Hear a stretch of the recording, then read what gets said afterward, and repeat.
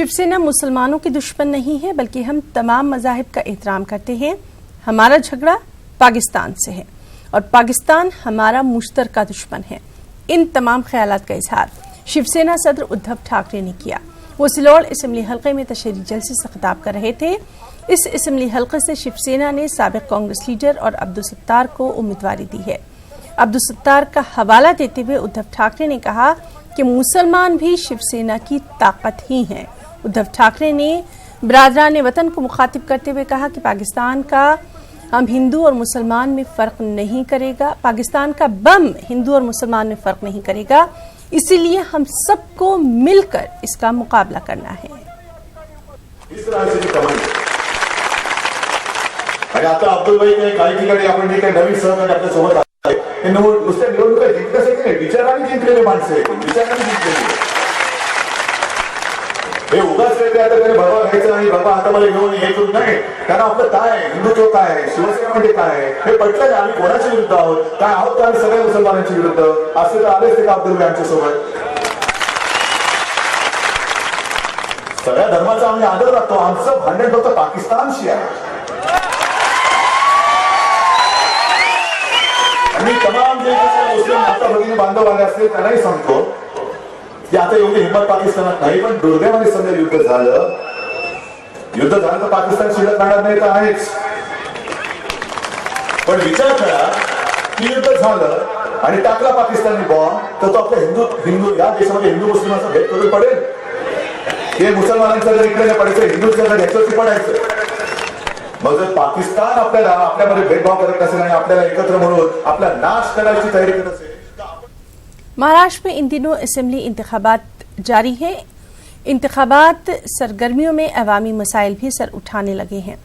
खुशनुमा वादे करने वाले उम्मीदवार कामयाब होने के बाद अवामी मसाइल से यकसर गाफिल हो जाते हैं और अवाम 5 बरसों तक अपने मसाइल के हल का इंतजार ही करते रह जाते हैं। ऐसी ही एक मिसाल इन दिनों नांदेड़ के कसीर दलित मुस्लिम आबादी वाले इलाके श्रावस्ती नगर और सादत नगर में भी देखने में आ रही है। खास रिपोर्ट।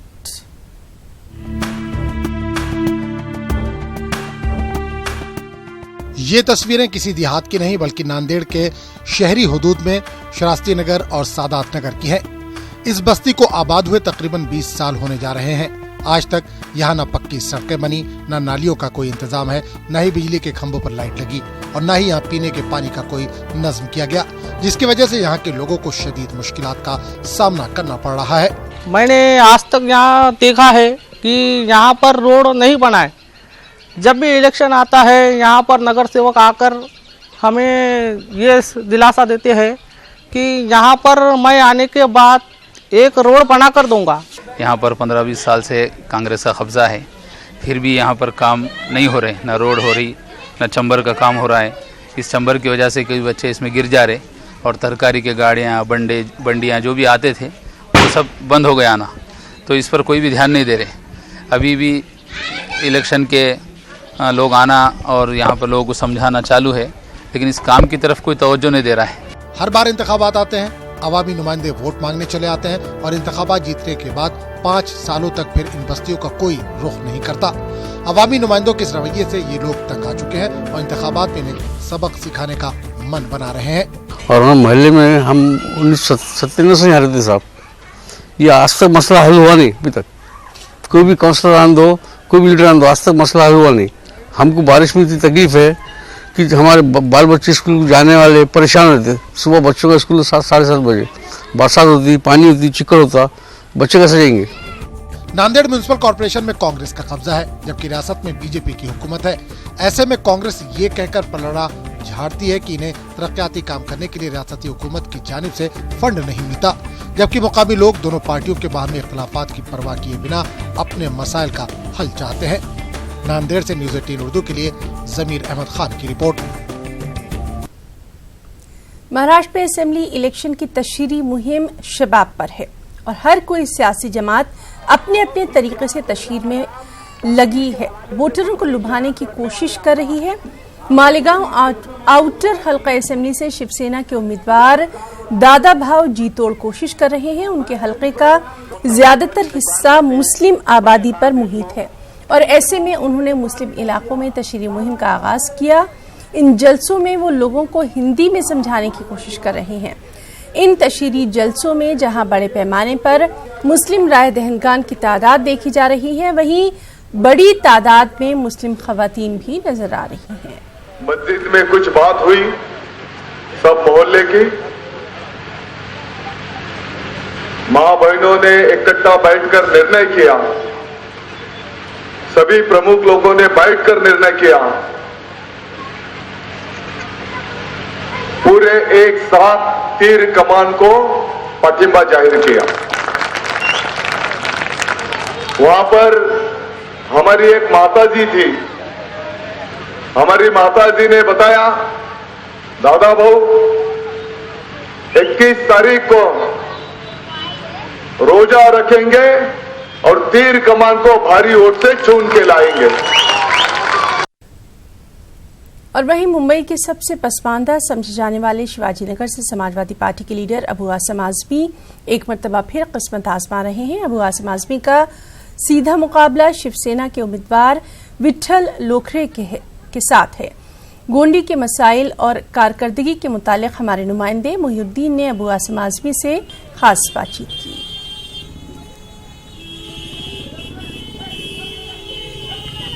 हमारे साथ अबू आसिम आजमी हैं जो सियासत को जो है वो खिदमत समझ के अंजाम देते हैं और इस मरतबा फिर वो मैदान इंतखाब में उतरे हैं और सबसे पसमानदा इलाका गोंडी, वहाँ से आप जो है वो लोगों के दरमियान जा रहे हैं।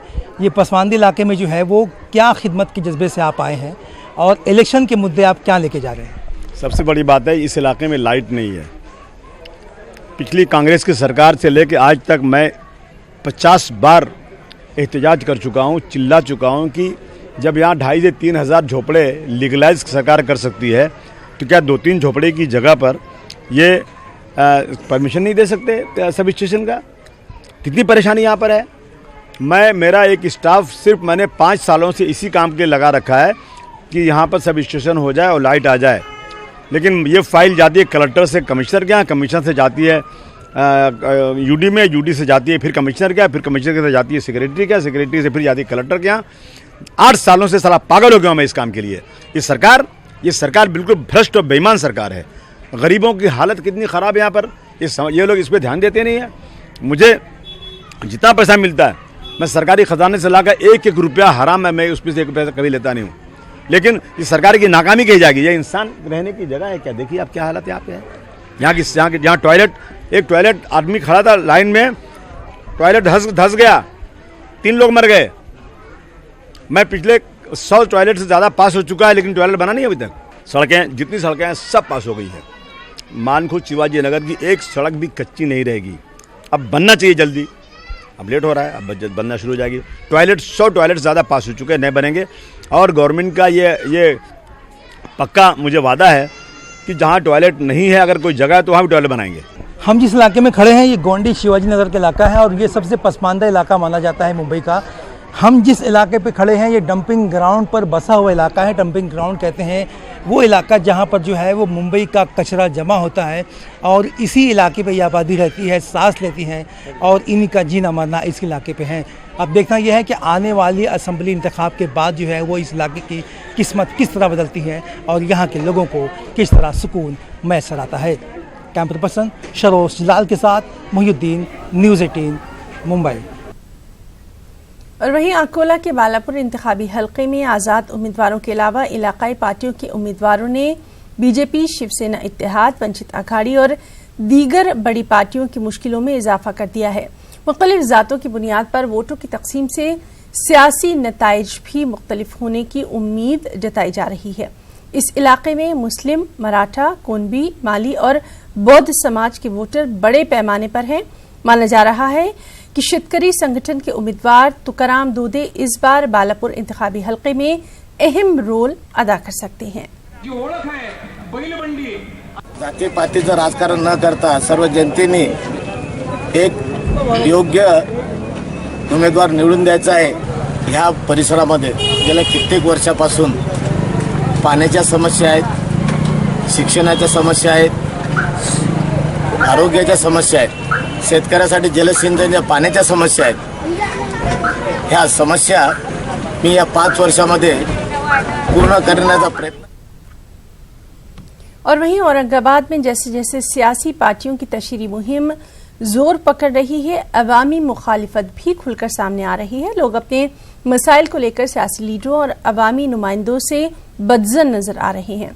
इसमें कुछ हकीकी मसाइल हैं तो कुछ सियासत भी हो रही है। शहर के रोज़ा बाग इलाके में ऐसा ही कुछ नज़ारा देखने को मिला, जहां मकामी लोगों ने चुनाव का ही बाइकआउट करने का ऐलान कर दिया है।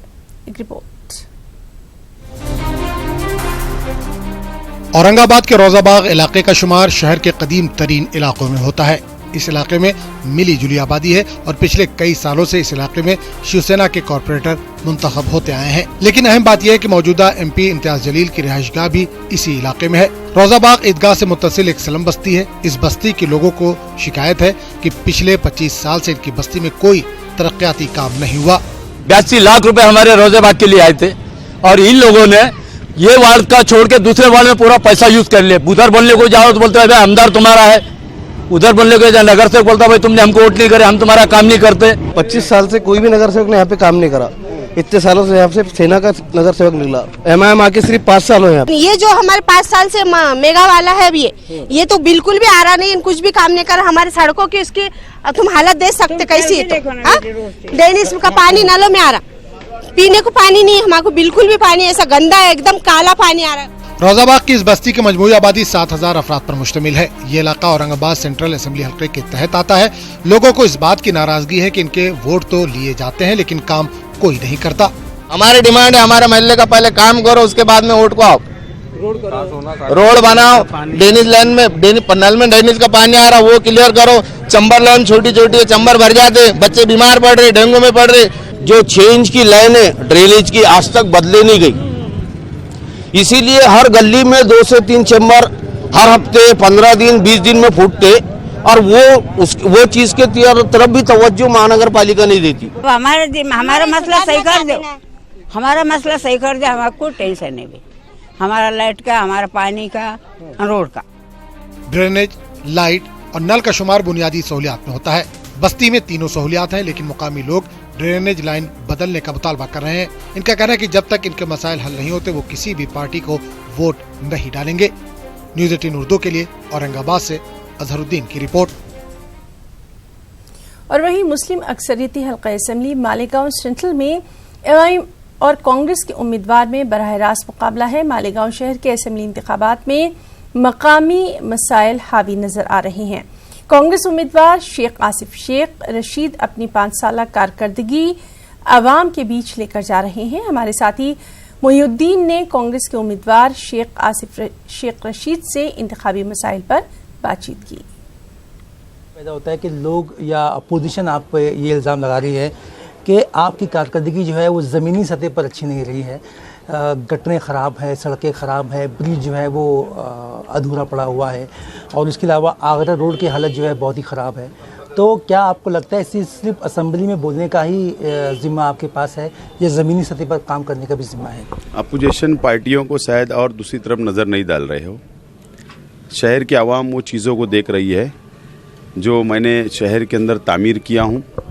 आप उर्दू घर जाकर नहीं देखे कि महाराष्ट्र का सबसे खूबसूरत और सबसे अच्छा उर्दू घर मालेगांव शहर में बना। तो ये हमारे अपोजिशन पार्टियां असल में हमारी काम को देखेगी तो वो खुद मुझे वोट दे देगी। तो 5 साल के अरसे में जो है वो क्या काम हो पाया है बुनियादी सहूलियात को फराहम करने के मामले में?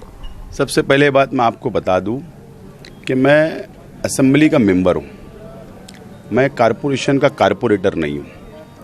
और 2014 में मैंने साफ तौर पर खुले तौर पर आवाम को मैंने एक बात पहले ही मैंने बोल दिया था कि मैं रोड, गटर, साफ सफाई, लाइट, ये छोटे छोटे मसाइल के ऊपर मैं काम नहीं करूँगा। मैं शहर को बुनियादी बड़े चीज़ों की जो ज़रूरत है मैं वो दूंगा और उसके अंदर मैं कामयाब हुआ।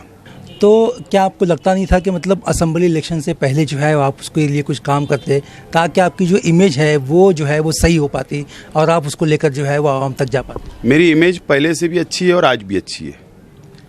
असल में जिस दरख्त के ऊपर फल लगा होता है वहीं पत्थर आते हैं और मैंने काम किया हूँ। फ्लाईओवर ब्रिज मालेगांव का सबसे पहला ब्रिज बना रहा हूँ और अल्लाह का बहुत एहसान है कि आज जब मैं आवाम तक पहुंच रहा हूं तो सबसे अहम चीज़ मुझे जो मेरे लिए आवाम यही कह रही कि आपने तालीम के ऊपर बहुत अच्छा काम किया और मेरे आइंदा 5 साल इंशाअल्लाह अगर मैं चुन कर आया तो मैं तालीम पर ही तवज्जो दूंगा।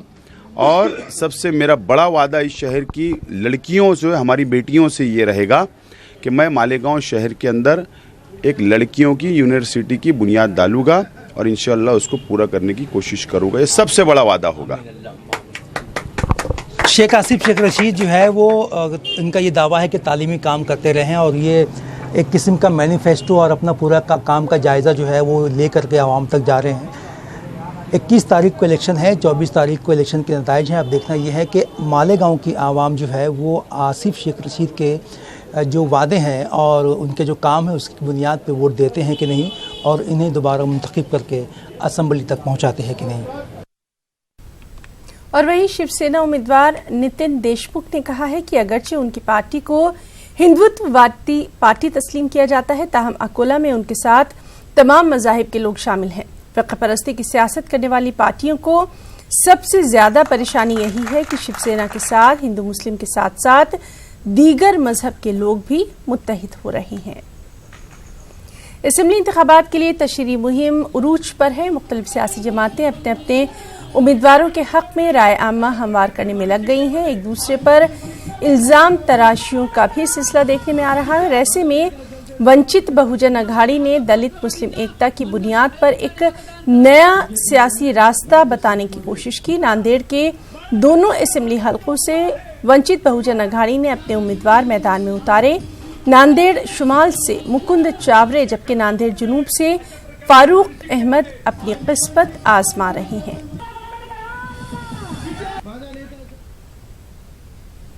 खुलदाबाद में दरगाह हजरत बुरहानुद्दीन गरीब की 703वें उर्स तक़रीब का इनेकाद किया जा रहा है। हजरत बुरहानुद्दीन गरीब सिलसिला चिश्तिया के अकाबरीन बुजुर्गान दीन में होता है। बुरहानुद्दीन गरीब ने अपने आप को दीन की खिदमत के लिए वक्फ कर दिया था। उनकी तालीमात इंसानियत के पैगाम और खिदमत खल्क का पैगाम देती है। यही वजह है कि दरगाह में बिला लिहाज मजहब व मिल्लत अकीदतमंद हाजिरी देते हैं और नजराना अकीदत पेश करते हैं। उसकी 3 रोज़ा तक़रीब में चूने की फातिहा, संदलमाली की रस्म, चिरागा और महफिल समा शामिल है। ईरान के सफीर बराए हिंद डॉक्टर अली चेगनी ने बेंगलुरु में वज़ीर-ए-आला येदियुरप्पा से खास मुलाकात की। डॉक्टर अली चेगनी ने येदियुरप्पा को ईरानी पश्मीना और दस्तकारी का नमूना तोहफे में पेश किया। इस मौके पर ईरान और हिंदुस्तान के दरमियान मौजूद ताल्लुकात, बेंगलुरु में ज़ेर तालीम ईरानी तलबा और दीगर मौज़ूओं पर तबादला ख्याल किया गया।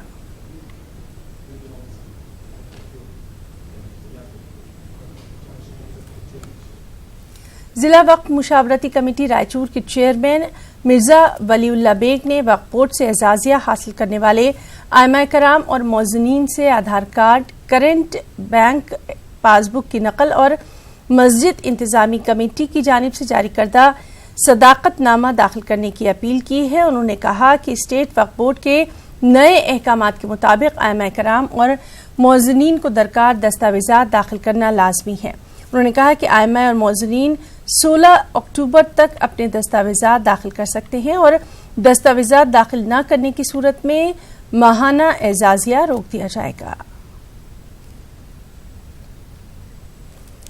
मजहब इस्लाम में दहशतगर्दी के लिए कोई जगह नहीं है। इस्लाम को जिंदा रखने, इंसानियत को परवान चढ़ाने, अमन और इत्तेहाद को कायम करने के लिए हजरत इमाम हुसैन करबला की जमीन पर शहीद हुए। बेंगलुरु में 27वें हुसैन डे के मौके पर इन तमाम ख्यालात का इजहार किया गया। तो आप देखिए ये खास रिपोर्ट। मुझे इजाजत दें। आदाब।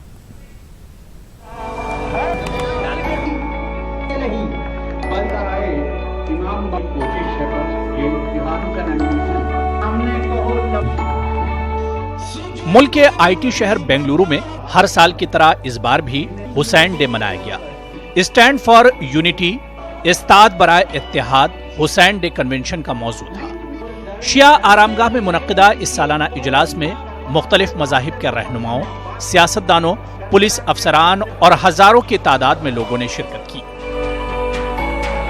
No terrorism in Islam. If somebody claim he is a Muslim, but he take an arm against human being, as a terrorist, he is not Muslim. The sacrifice of Imam Hussein, the grandson of Prophet Muhammad, peace be upon him, and his followers along with his family to uphold the principles of humanity.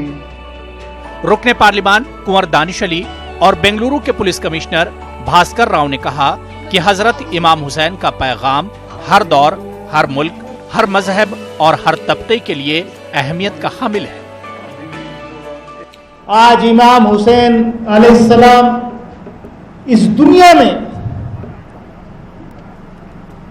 Relevant है उन लोगों के लिए भी जो इस्लाम नहीं मानते।